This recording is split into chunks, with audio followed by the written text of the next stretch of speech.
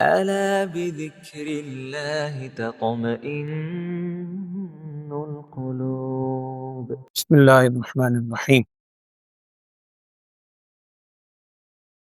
کل میں نے آپ سے حضرت آدم علیہ السلام کی حیات طیبہ کے بارے میں چند باتیں عرض کی تھیں، اور بات ہمارے سامنے یہ آئی تھی کہ انسانیت کا آغاز بھی اور نبوت کا آغاز بھی جس ہستی سے ہوا، حضرت آدم علیہ السلام،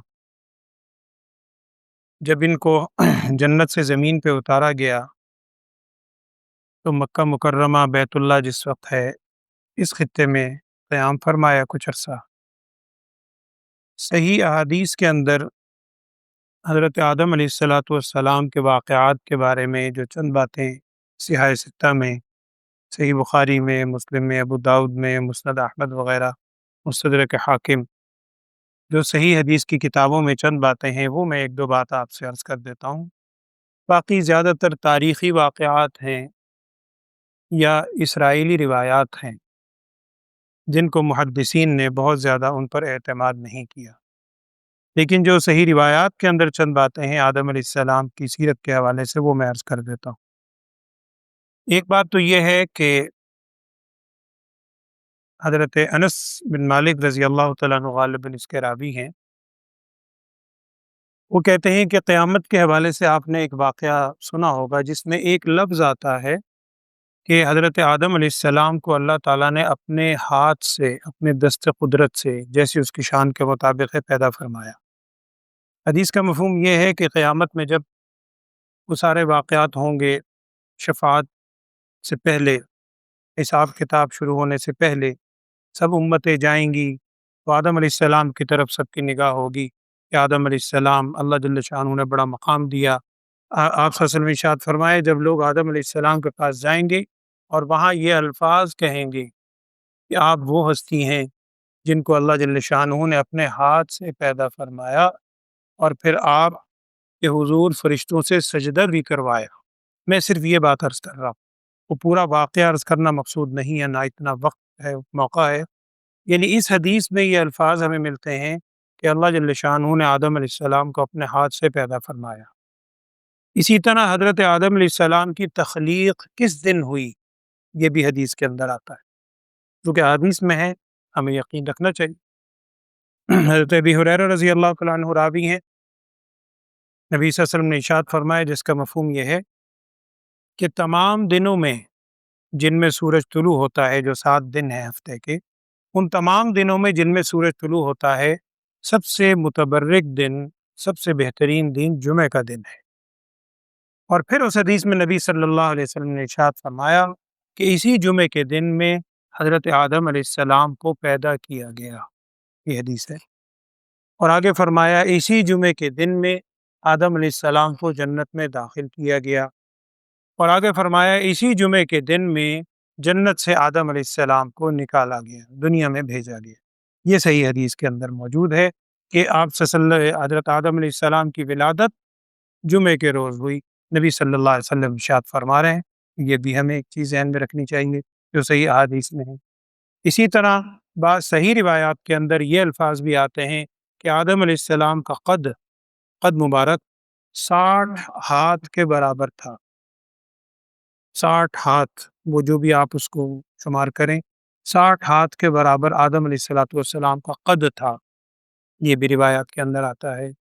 اور ایک روایات میں ابو داؤد کے اندر وہ روایت ہے، بڑا عجیب واقعہ لکھا ہے، احادیث میں موجود ہے، صحیح روایت میں، اس کا میں خلاصہ عرض کر دیتا ہوں۔ نبی صلی اللہ علیہ وسلم نے ارشاد فرمایا کہ ایک روز حضرت موسیٰ علیہ السلام نے اللہ تعالیٰ سے درخواست کی۔ موسیٰ علیہ السلام آدم علیہ السلام کے آنے سے بہت بعد کے اندر بنی اسرائیل کے بھی آگے جا کر مشہور نبی رسول ہیں۔ حدیث میں نبی صلی اللہ علیہ وسلم نے فرمایا کہ موسیٰ علیہ السلام نے اللہ تعالیٰ سے درخواست کی کہ اے اللہ، مجھے آدم علیہ السلام کا دیدار تو کروائیے۔ اللہ جل شانہ نے دعا قبول کی۔ حدیث ہے موسیٰ علیہ السلام کو آدم علیہ السلام کا دیدار ہوا۔ اب وہ خواب کے اندر ہوا، تب بھی آپ جانتے ہیں، آپ نے پہلے یہ بات سنی ہے اہل علم سے کہ انبیاء علیہ الصلوۃ والسلام کا خواب بھی وحی ہوتا ہے، کیونکہ نبی صلی اللہ علیہ وسلم نے ارشاد فرمایا تھا ہماری آنکھ سوتی ہے دل نہیں سوتا۔ یہی وجہ ہے کہ انبیاء کی جو نوم ہے وہ ناقض وضو بھی نہیں ہوتی۔ یہ سارے مسائل اہل علم سے آپ نے سنے۔ تو بہرحال موسیٰ علیہ السلام نے درخواست کی آدم علیہ السلام کی زیارت کرنا چاہتا ہوں، دیدار کرنا چاہتا ہوں، آدم علیہ السلام سے ملاقات کروائیے۔ اب موسیٰ علیہ السلام نے سوال کیا، یہ حدیث میں پورا واقعہ اس کا مفہوم عرض کرنا بڑا دلچسپ بات۔ موسیٰ علیہ السلام نے پوچھا کہ جی آپ آدم علیہ السلام وہی آدم ہے نا جن کو اللہ نے اپنے ہاتھ سے بنایا تھا؟ میں کہا جی وہی آدم ہے نا کہ جن کو اللہ جل شانہ نے فرشتوں سے آپ کو سجدہ کروایا تھا؟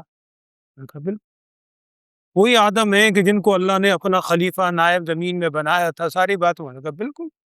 اب موسیٰ علیہ السلام نے اگلا بات یہ پوچھی کہ پھر آپ نے اپنے آپ کو اور ہمیں جنت سے کیوں نکلوایا؟ آپ نے اپنے آپ کو، یعنی آپ سے بھول ہوئی، خطا ہوئی، آپ نہ نکلتے ہم بھی نہ نکلتے، آپ بھی نکلے ہم بھی نکلے۔ اب جب یہ سارے سوال کیے تو حدیث میں آتا ہے کہ آدم علیہ السلام نے پوچھا موسیٰ علیہ السلام سے جی آپ کون ہیں؟ انہوں نے کہا انا موسیٰ، میں موسیٰ۔ اب آدم علیہ السلام کے سوال شروع ہوئے، انہوں نے کہا کہ وہی موسیٰ بنی اسرائیل والے؟ انہوں نے کہا جی بنی اسرائیل۔ آدم علیہ السلام نے اگلا سوال کیا کہ آپ وہی موسیٰ نہیں ہیں جن کو اللہ جل شانہ سے ہم کلامی نصیب ہوتی تھی؟ وکلم اللہ موسیٰ تکلیما، کلیم اللہ موسیٰ علیہ السلام کا لقب، اور بغیر کسی حجاب کے آپ اللہ تعالیٰ سے گفتگو فرماتے تھے، آپ کی خصوصیت ہے؟ موسیٰ علیہ السلام نے کہا بالکل۔ تو آدم علیہ السلام نے اگلا سوال کیا کہ پھر آپ کو یہ بھی معلوم ہوگا، آپ کی کتاب میں بھی یہ چیز موجود ہوگی کہ یہ ساری باتیں اللہ تعالیٰ نے تقدیر میں پہلے سے طے کر رکھی کہ بعد میں کیا ہونا ہے اور میں جنت سے نکالا جاؤں گا۔ آپ تو جانتے ہیں، آپ تو اللہ تعالیٰ سے، یعنی کلیم اللہ آپ کا لقب ہے۔ اس پر آتا ہے کہ موسیٰ علیہ السلام خاموش ہو گئے، اور اس حدیث میں آگے نبی صلی اللہ علیہ وسلم ارشاد فرمایا کہ اس طرح آدم علیہ السلام موسیٰ علیہ السلام پر غالب آ گئے۔ یہ چونکہ صحیح حدیث میں ہے، کوئی قصہ کہانی نہیں، صحیح ابو داؤد کے اندر حضرت عمر ابن فاروق رضی اللہ تعالیٰ عنہ اس کے راوی ہیں، یہ بھی صحیح حدیث میں آتا ہے واقعہ آدم علیہ السلام کے حوالے سے ہی ہے۔ اسی طرح ایک اور، یہ میں صرف وہ باتیں بتا رہا ہوں جو صحیح روایات میں ہیں، باقی رتب و یابس پتہ نہیں کیا کیا لوگوں نے لکھ رکھا ہے، وہ مقصود نہیں ہے۔ اسی طرح یہ بھی صحیح حدیث کے اندر آتا ہے کہ نبی صلی اللہ علیہ وسلم نے ارشاد فرمایا یہ جو تم لوگوں کو مختلف رنگتوں والا دیکھتے ہو، رنگ و نسل، کوئی کالا ہے، کوئی گورا ہے، کوئی کسی رنگ کا ہے، کوئی کسی رنگ کا ہے، اور نبی صلی اللہ علیہ وسلم نے وہ خطبے میں ارشاد فرمایا تھا، خطبہ حجۃ الوداع کا موقع پر، کہ کسی عربی کو عجمی پر، کالے کو گورے پر کوئی فضیلت نہیں ہے، اگر فضیلت تو معیار صرف اور صرف تقویٰ ہے۔ تو نبی صلی اللہ علیہ وسلم نے ارشاد فرمایا کہ یہ جو مختلف رنگتیں ہیں، اس کی وجہ یہ ہے کہ آدم علیہ السلام کا جب خمیر تیار کیا گیا تو زمین میں آپ دیکھیں، زمین میں بھی اس کے زمین کی رنگتیں مختلف ہیں، مٹی، کہیں مٹی کسی رنگ کی ہوتی ہے، کہیں بھوری رنگ کی ہے، کہیں سیاہ ہے، کہیں پتھر سیاہ ہیں، کہیں سرخی ہے۔ تو نبی صلی اللہ علیہ وسلم ارشاد فرمایا، اس کا مفہوم ہے کہ آدم علیہ السلام کے جب خمیر تیار ہوا تو اللہ تعالیٰ نے پوری زمین میں سے مختلف جگہوں سے تھوڑی تھوڑی مٹی لی تھی، اس پوری مٹی سے خمیر گویا مکسچر تیار ہو کر آدم علیہ السلام کو وجود بنا۔ اسی لیے جو اولاد آدم ہیں، آگے آدم علیہ السلام کی اولاد ہیں، وہ بھی مختلف رنگتوں کے ہیں، کوئی کسی رنگ کا ہے، کوئی کسی رنگ کا ہے، کوئی کسی مزاج کا ہے، کسی رنگت میں، کسی مٹی میں کوئی خاصیت ہے، کسی میں کوئی خاصیت ہے۔ تو یہ وجہ بھی اس لیے ہے کہ لوگ مختلف رنگتوں کے ہیں، چونکہ آدم علیہ السلام کو جو خمیر تیار ہوا تھا وہ مختلف رنگوں کا تھا۔ تو یہ میں عرض کر رہا ہوں، اس قسم کی اور بھی بہت سی باتیں ہیں جو صحیح روایات کے اندر حضرت آدم علیہ السلام کے واقعے سے حدیث کے اندر موجود ہیں، اور بھی بہت سی ہیں، میں نے ان میں سے چند باتیں عرض کی۔ آج بس ایک بات میں نے اور عرض کرنی ہے آپ سے کہ آدم علیہ السلام کے صاحبزادے، قرآن میں ان کا نام نہیں ہے، واقعہ ہے، تفصیل کے ساتھ ہے۔ وَاتْلُ عَلَيْهِمْ نَبَأَ ابْنَيْ آدَمَ بِالْحَقِّ إِذْ قَرَّبَا قُرْبَانًا فَتُقُبِّلَ مِنْ أَحَدِهِمَا وَلَمْ يُتَقَبَّلْ مِنَ الْآخَرِ۔ آپ تلاوت کیجئے ان پر آدم علیہ السلام کے دو بیٹوں کا واقعہ۔ ابن آدم قرآن نے کہا ہے، نام نہیں ہے۔ روایات کے اندر نام آتے ہیں، دیگر آسمانی کتابوں میں تورات وغیرہ کے حوالے سے بھی جو نقل کیے گئے ہیں نام آتے ہیں، کہ حابیل اور قابیل یہ دو نام تھے۔ ان میں کل میں نے آپ سے عرض کیا تھا کہ جب نسل انسانی کو اللہ تعالیٰ نے آگے چلانا تھا تو اللہ تعالیٰ نے نظام یہ بنایا کہ جب ولادت ہوتی تھی تو ولادت کے موقع پر جڑواں بچے پیدا ہوتے تھے، ایک لڑکا اور ایک لڑکی۔ اسی طریق پر جب اور آپس میں ایک وقت میں جس لڑکے اور لڑکی کی ولادت ہوتی، یہ آپس میں حقیقی بہن بھائی تصور کیے جاتے تھے اور ان کا نکاح حرام تھا۔ بعد میں اگلے موقع پر جس کی ولادت ہو ایک لڑکا اور لڑکی کی، اس لڑکی کا نکاح اس پہلے موقع پر پیدا ہونے والے لڑکے سے جائز تھا۔ یہ صورت تو قابیل کے ساتھ جس بچی کی ولادت ہوئی لڑکی کی، قابیل کی خواہش تھی کہ نعوذ باللہ وہ اس سے نکاح کرے، گویا وہ اس کی حقیقی بہن بنتی تھی اس وقت شریعت کے حساب سے۔ اس کا اصرار تھا اس بات پر کہ جی حابیل کی میں اپنی حقیقی بہن سے نکاح کروں اور حابیل کے ساتھ جس لڑکی کی ولادت ہوئی ہے اس سے میں نکاح نہ کروں، حالانکہ شریعت کی روح سے اس سے نکاح ان کا ہونا تھا، اس سے اس کا ہونا تھا۔ اس پر اس کا اصرار ہوا اور لڑائی جھگڑا بھی شروع ہوا۔ قرآن میں بھی کچھ مختصر اس کا واقعہ ہے، یہاں تک کہ قابیل نے یہاں تک کہہ دیا کہ لَأَقْتُلَنَّكَ، قرآن کے الفاظ ہیں کہ میں تجھے قتل کر دوں۔ اس پر اس نے کہا تھا لئن بسطت الی یدک، تم اگر تو نے میری طرف ہاتھ بڑھایا مجھے قتل کرنے کے لیے، میں تجھے قتل نہیں کروں۔ حابیل نے جواب دیا کہ میں تجھے قتل نہیں کروں گا۔ یہ سارا واقعہ قرآن میں ہے۔ اس کا مفہوم یہی ہے کہ قابیل نے اس حسد میں آ کر یا اس ضد میں آ کر اپنے بھائی کو حابیل کو قتل کر، اور قتل کرنے کے بعد آتا ہے کہ کئی دن تک وہ لاش کو کندھے پہ اٹھائے پھرتا رہا، چونکہ دنیا میں پہلا قتل تھا، پہلا گویا موت ہوئی تھی، اب اس کو چھپائے کیسے، یہ سمجھ نہیں آ رہا تھا۔ قرآن میں واقعہ ہے سارا۔ اللہ جل شانہ نے 2 کوے بھیجے۔ اس سے بعض تاریخ دان لکھتے ہیں معلوم ہوا کہ کوہ بھی بڑا تاریخی پرندہ ہے۔ آدم علیہ السلام کے زمانے سے کوے کا وجود ہے، غراب، قرآن میں ذکر ہے اس کا۔ تو اللہ جل شانہ نے 2 کوے بھیجے، اس کے سامنے قابیل کے، ان کووں کی آپس میں لڑائی اس نے دیکھی، جیسے جانور اب پرندے آپس میں لڑ رہے ہیں۔ ایک کوے نے دوسرے کو مارا، اور جس نے مارا تھا اس نے زمین پنجوں سے ایسے کھود کے اس کو زمین میں ڈال کے اوپر سے مٹی دبا دی۔ اس پر پھر اس نے کہا تھا یا ویلتا اعجزت ان اکون مثل ھذا الغراب، کاش میں اس کوے جیسا بھی نہیں ہوں۔ اس کوے کو اتنا شعور ہے کہ میت کو کیسے چھپانا ہے، مجھے یہ بھی شعور نہیں ہوا۔ پھر اس کے بعد اس نے سارے اس طریق پہ جو بھی صورتحال ہوئی آگے وضاحت قرآن نے بھی نہیں کی، کسی صحیح حدیث میں بھی نہیں ہے۔ البتہ ایک بات صحیح حدیث میں اور ہے، وہ میں عرض کر دیتا ہوں اسی حابیل اور قابیل کے واقعے کے حوالے سے۔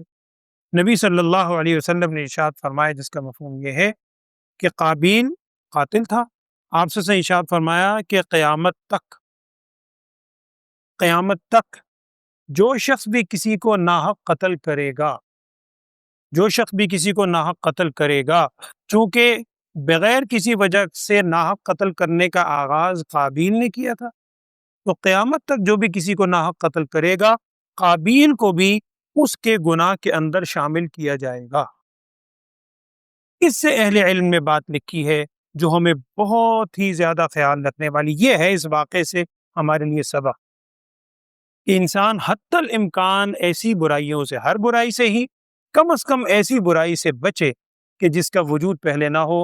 اور میں عرض کر رہا ہوں اہل علم نے اسی واقعے کو سامنے رکھتے ہوئے، اسی حدیث کو سامنے رکھتے ہوئے یہ بڑا جھنجھوڑا ہے امت کو کہ بدعات سے حتی الامکان اپنے آپ کو بچا ہے۔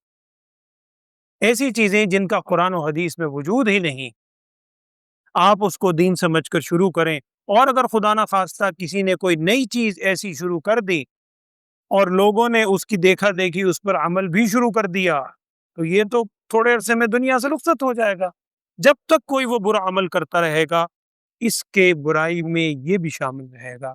اسی طرح نبی صلی اللہ علیہ وسلم نے اس کے مقابلے میں دوسرا جملہ بھی ارشاد فرمایا کہ اگر کوئی نیک کام کرتا ہے، کوئی اچھائی کی بات لوگوں کے سامنے رکھتا ہے، جب تک دوسرے اس اچھائی پر عمل کرتے رہیں گے تو اس کے ثواب میں بھی اس کو حصہ ملے گا۔